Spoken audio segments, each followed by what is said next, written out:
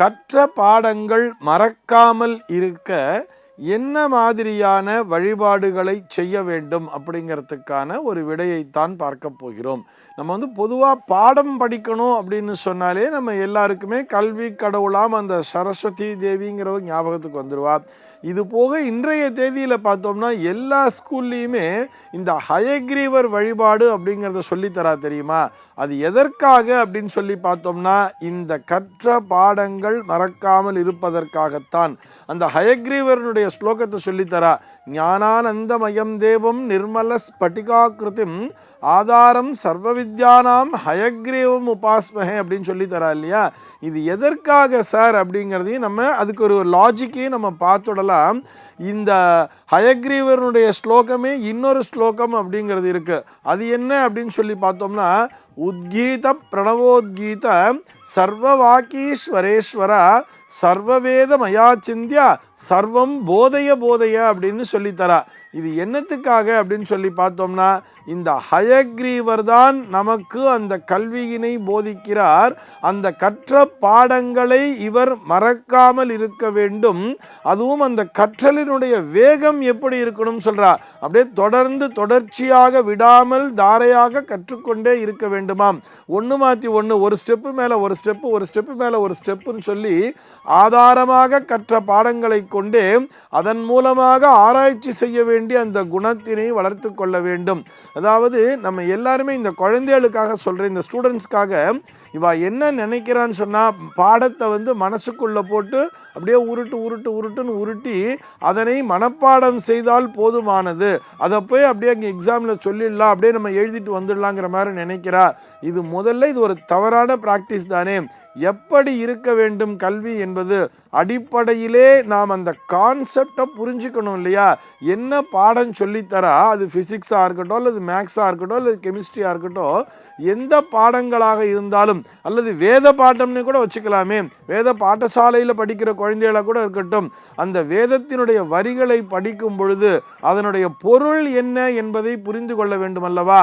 அதே மாதிரி தான் அந்த லெசன் 1 அப்படிங்கிறத படிக்கும் பொழுது, அது கெமிஸ்ட்ரியாக இருந்தாலும் ஃபிசிக்ஸாக இருந்தாலும் அது மேக்ஸாக இருந்தாலும், அதுக்கு பின்னாடி இருக்கக்கூடிய கான்செப்ட் என்ன அப்படிங்கிறத நம்ம மண்டையில் நம்ம நல்லா ஏற்றிண்டாலே, நம்முடைய மூளைக்கு அது புரிந்து விட்டாலே போதும் அல்லவா? அதை தனியாக போட்டு மனப்பாடம் செய்ய வேண்டிய அவசியமே இல்லையே.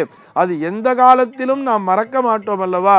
இப்படி யோசிச்சு பாருங்களேன். குழந்தை பருவத்தில் தான் நம்ம எல்லாம் படிச்சிருப்போம், 1 2 3 4 படிச்சிருப்போம். இதெல்லாம் நமக்கு மறக்கவே இல்லையே. போக போக நாம் படிக்கின்ற பாடங்கள் தான் நமக்கு மறக்கிறது. அது மறக்காமல் இருக்க வேண்டும் என்று சொன்னால், அதனை நாம் மனதிலே நிலைநிறுத்த வேண்டும் என்று சொன்னால், அந்த பாடங்களை நாம் புரிந்து கொள்ள வேண்டும்.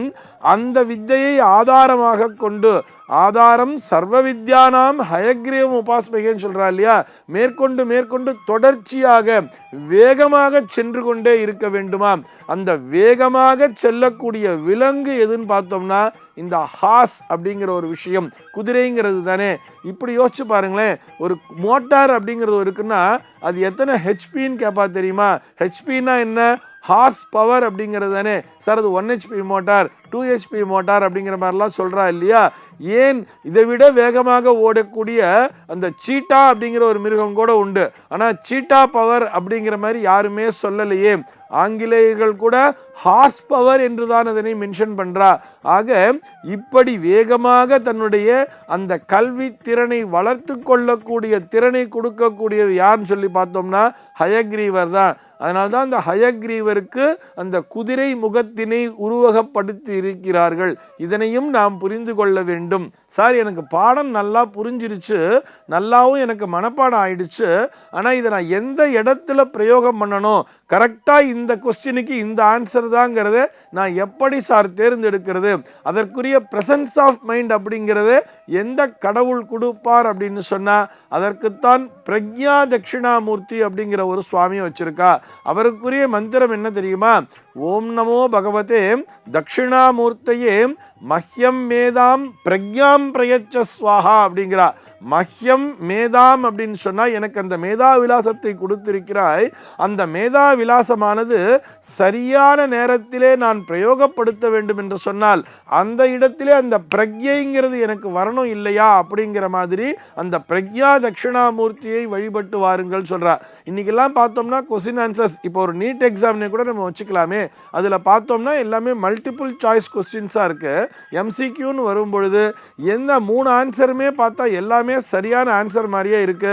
எந்த ஆன்சரை தேர்ந்தெடுக்கணும்னு வரும்பொழுது அங்கே ஒரு பிரக்ஞை ஷார்ப்பாக வரணும்னு சொன்னால் அதற்கு அந்த பிரக்ஞா தட்சிணாமூர்த்தியை வழிபட வேண்டும். அதனால தான் நமக்கு அடிப்படையிலிருந்து என்ன சொல்லித்தரான்னு சொல்லி பார்த்தோம்னா, கல்வி கடவுள் அப்படின்னு வந்துட்டாலே வித்தைகளுக்கு அதிபதியான சரஸ்வதி தேவியை வழிபட வேண்டும். நாம் படிக்கின்ற பாடங்கள் முழுமையாக நம்முடைய மனதிலே ஏற வேண்டும், நன்றாக அது மனப்பாடமாக வேண்டும் என்று சொன்னால் அதற்கு ஹயக்ரீவரை வழிபட வேண்டும். படித்த பாடத்தினை சரியான இடத்திலே பிரயோகம் செய்ய வேண்டும் என்று சொன்னால் அதற்கு பிரக்ஞா தட்சிணாமூர்த்தியை வழிபட வேண்டும் சொல்றா. இது எல்லாவற்றையும் விட வீட்டிலேருந்து டெய்லி 2 துளசி இலையை மாத்திரம் பறித்து அந்த துளசி இலையை சாப்பிட்டுட்டு வந்தால் போதும். நன்றாக கவனிக்க வேண்டும், 2 துளசி இலை தான். அதிகமாக துளசி இலையை சாப்பிட்டா உடம்புல உஷ்ணங்கிறது கிரியேட் ஆகிடும். ஆக 2 துளசி இலையை மாத்திரம் பறித்து சாப்பிட்டு வந்தாலே நம்முடைய மூளையினுடைய செயல் திறன் என்பது கூடும். நாம் படிக்கின்ற பாடங்கள் என்பது நம்முடைய மனதிலேயே அப்படியே கான்ஸ்டண்ட்டாக இருந்துட்டே இருக்கும். எந்த காலத்திலையுமே இந்த படிக்கின்ற பாடங்கள் நிச்சயமாக மறந்து போகாது. சர்வே ஜனாஹ சுகினோ பவந்து.